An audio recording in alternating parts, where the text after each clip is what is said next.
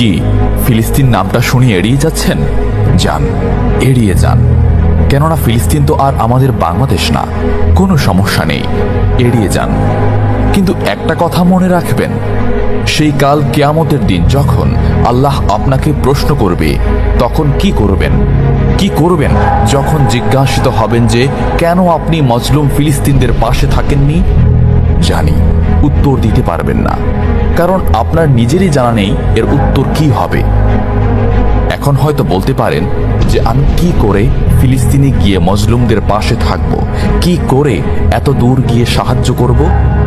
হ্যাঁ, এইরকম প্রশ্ন যদি আপনার মনে উদয় হয়ে থাকে, তাহলে অবশ্যই আপনার মনে অলসতা আর বজ্রে ভরা।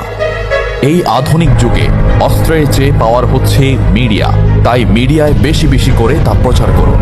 হ্যাশট্যাগের মাধ্যমে প্রতিবাদ করুন। এই ক্ষুদ্র প্রতিবাদ একদিন অনেক বড় প্রতিবাদ হয়ে দাঁড়াবে। বিজয় একদিন ইসলামেরই হবে ইনশাআল্লাহ। এটা আমার কথা নয়, এটা এই মহাবিশ্বের প্রভুর কথা। একটা কথা মনে রাখবেন, ক্ষুদ্র ক্ষুদ্র বালিকণা, বিন্দু বিন্দু জল গড়ে তুলে পাহাড় পর্বত, সাগর অতল।